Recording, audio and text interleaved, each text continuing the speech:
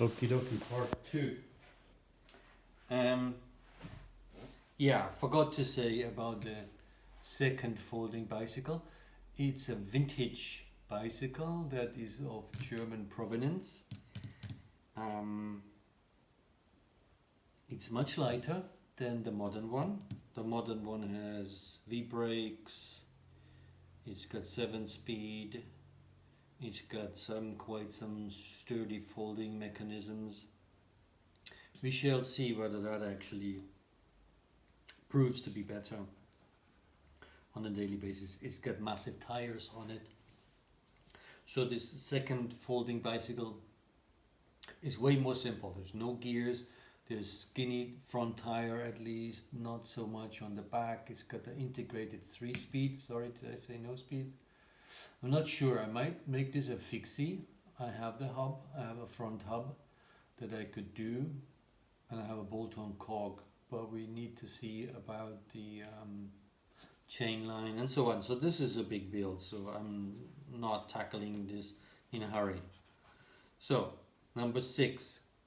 Also, I've shown the frame before. I had this for quite a while now. It's a Kotters. He who doesn't know the brand, Kotters is a German brand from the Swabian Alp. And they actually took part in the Tour de France. They had their own team. The rider was Didi Tura, which was quite famous in Germany, at least in its day. And they took part in 91 and in 92. And the bicycle that in question is either slightly after or even before, because it doesn't refer on the frame to the Tour de France. So I need to think that is a 90, probably from the 1990 or even earlier. It's black and it's got nothing but a little bit of gold accents. So I'm gonna, in this case, make as black a bicycle as I can. Black bars, black grips, black stem, and so on.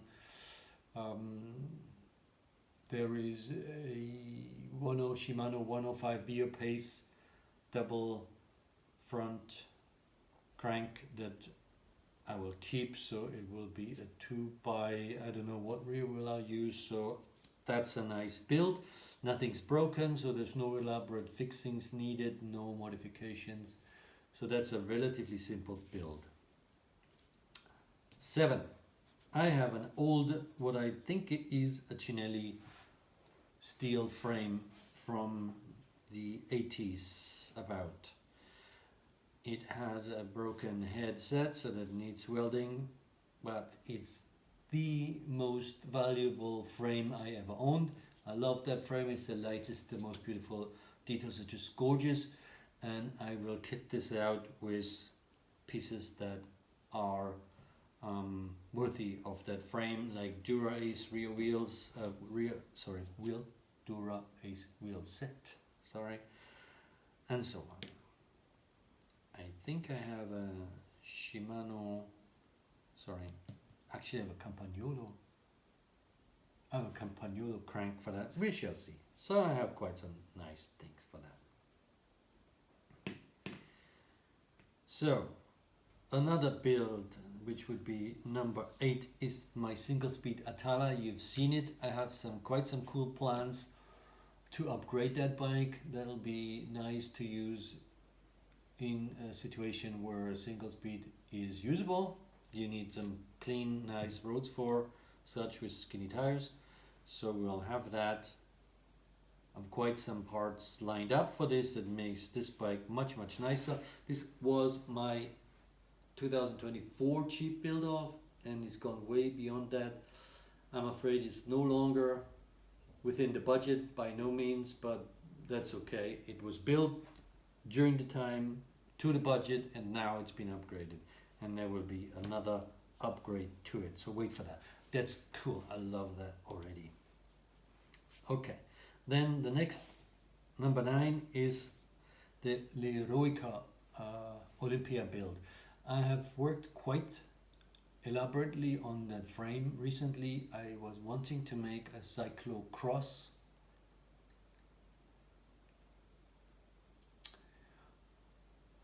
based on a vintage steel frame, but I failed widening the rear triangle to pick up 135mm rear wheel, which then obsoleted the build because I need gears. Well, I needed gears here for that cyclocross, and I would say if I ever am in a mountainous area, you need gears. And so for me, it means a cyclocross has gears, and in this case, I have a 8-speed 11 to 40 microshift cassette, and that's what I'm going to use. And I have one hub that goes with it, so that's the rear wheel. So that didn't work with the Olympia, so therefore this Olympia number 9 is going to be a Eroica build. So I have a whole kit of things which are out of the period, so I'm gonna make a 60s like Eroica build out of this Olympia or not. That's an option, so I'm not sure whether I will do this or what I will do with this frame. Number 10. I have an extremely elaborate build possibility, and it needs some skill that I don't have. It needs welding, I need to make a jig for it, and that the end result will be in period correct, as close as possible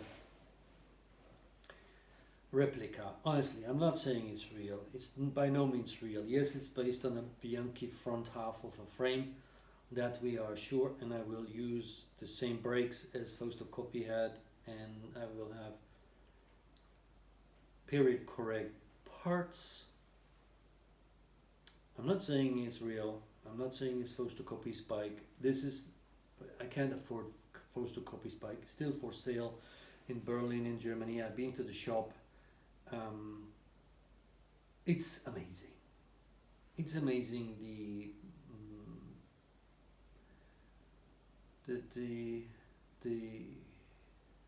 I don't know how to say it. Testament to time. I mean, Bianchi kept that frame after Fausto Coppi stepped off the bicycle. They kept it. It still has its tires from back then. After the race, everything's still there, and it's been cleaned, I guess. It's been preserved, but it's relatively untouched. So I'm going to build something that looks as close as I can make it to that. But that's definitely way out. I have a lot of things to do before then. So this is just me continuously milling away at the plan. How will I do that? And the first step is obviously I need to marry the second half of the frame. It's the first half of the frame. And I want to do this properly, so because I want to ride this. I'm not building anything that is just as designated as wall art. I want to ride it. It needs to work. Fausto Coppi, okay? Number 11. Cargo bike. I have the interest in a cargo bike based on a 26-inch steel mountain bike frame, probably with a 20-inch front wheel, or maybe 24, we shall see. I don't have the frame, I don't have the wheels, so but it's an idea. Lastly, no, second last, is another bike that you have just recently witnessed as what I call the snow weapon. It's a giant, blue giant ladies frame, and the snow is gone, and it's probably the last snow that I will see in this country, and the last snow I will see in a long while, so I don't need a snow weapon.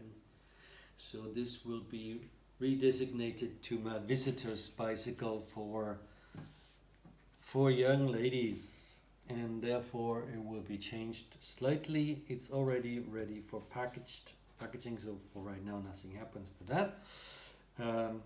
And so this is, apart from one build, that's all, okay? So last build is my cyclocross bike. I have an aluminium frame that facilitates disc brakes and rim brakes, as in V brakes, probably gonna go with V-brakes.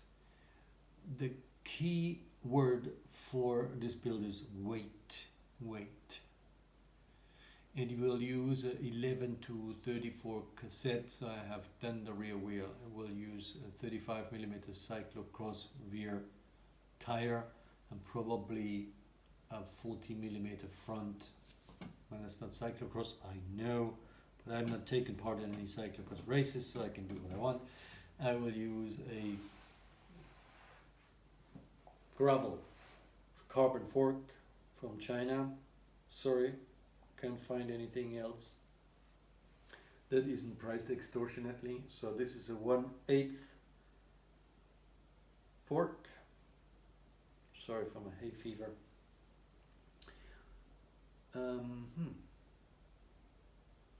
Yeah, this will be light and it will have skinny off-road tires.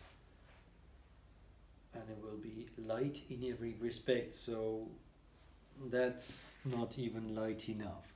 So I will really focus on the weight on that build. So that's it. Now, if you happen to have a carbon gravel long fork,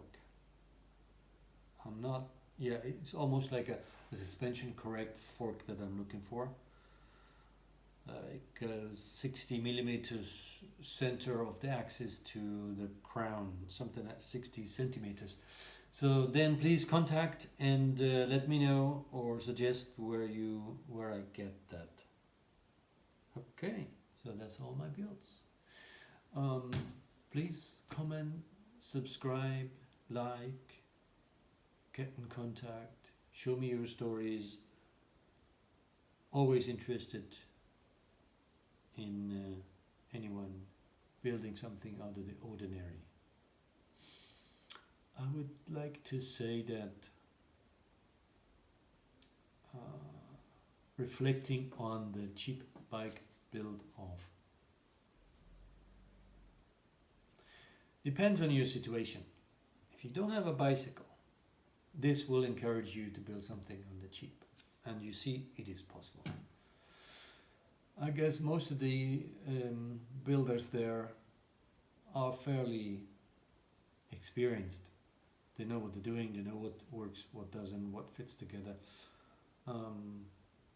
That reflects in the difference of the quality of the build. But I remember very well my first Bitsa build. Bitsa is a British term. Means it's a motorbike. I think the term comes from motorbike.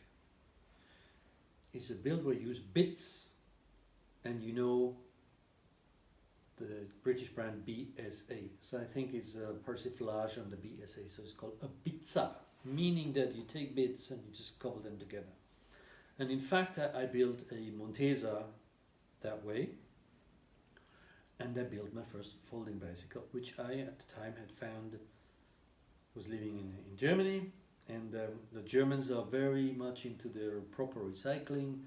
So, you know, all the Germans on a Saturday morning, they will drive their shiny polished Mercedes-Benzes to the recycling area where they have the trunk full of trash, and then the aluminium goes in here and the plastic foil goes in there, and whether the plastic foil has an aluminium packet makes a difference. And the steel goes in here, so meaning to say there's a steel container. So here was me, somebody was just about to put a folding bicycle in the steel container. I said, sorry, can I have it? Say, can I have it? So I remember as clear as anything that there was not much missing. Front wheel was missing, bars was missing, seat was missing, chain was missing. So I took that bike, I built it, and I was proud as punch because I had a free bike and I fixed it myself. And I think that's the spirit that still does it for me. That's what I enjoy. You make something out of nothing. I love that. Okay, so thanks for listening to my rambling. Have a good day. Like, subscribe, be well, take care, bye bye.